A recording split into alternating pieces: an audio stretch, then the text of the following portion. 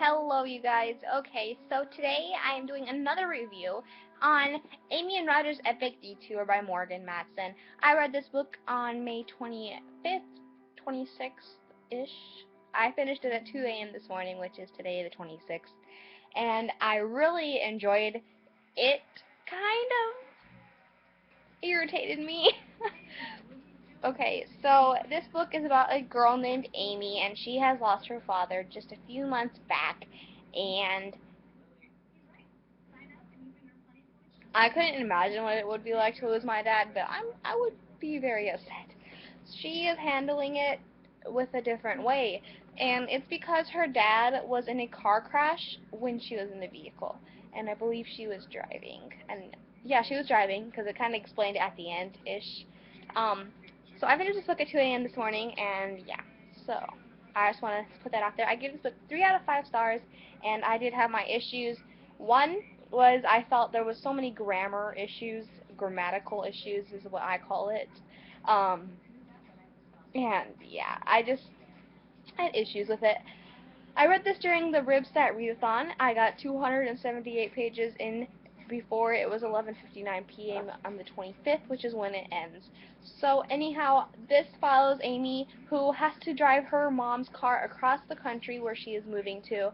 Um, and she doesn't drive because her dad was in that car crash. So she has Roger, and Roger starts to drive.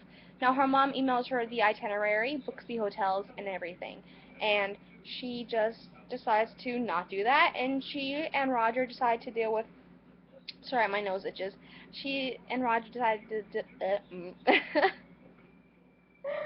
She and Roger decide to deal with personal issues while on this detour, and they go all over different places that remind them. She goes to places that help with her family, and he goes to places that help with his previous relationship with a girl named Hadley. Now, this is more in Amy's point of view, but it does deal with Roger's side of the stories as well, with what happens with him and his ex-girlfriend Hadley. And I really liked that fact, that it wasn't just all about Amy. I don't know why. I mean, this is like most contemporary books are in one person's point of view. Um, and yeah, so anyways, so when I got to page 278, I was like, oh, it's 11:50. And then I had to put it down because I had to go pick up a friend because she was staying the night because we both love to read, so we decided to read all night. I don't know why that was important information, but yeah. Anyways, so they go on this tour and they stop at different places, and what's so cool about this book is the author herself went on this road trip, and there are I can't believe I just turned to a page like that, but there are pictures all over, like, of different things that they did, and I think these are actually the pictures that she took herself, but I don't know if they are because in the back she has her own pictures that she took. Um, anyhow, so her mom gives her this journal, so she writes about it in this little journal.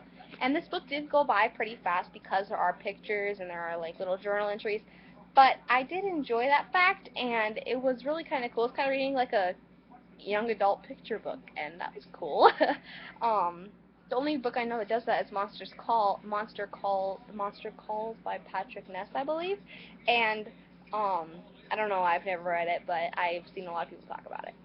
Anyhow, so during this, they go to different places. Like she goes to this place that her dad and her used to go to. Her dad, her brother, and her used to go to, and he likes this place, and it's like a camping spot. So they go there, and then they go down through this other place.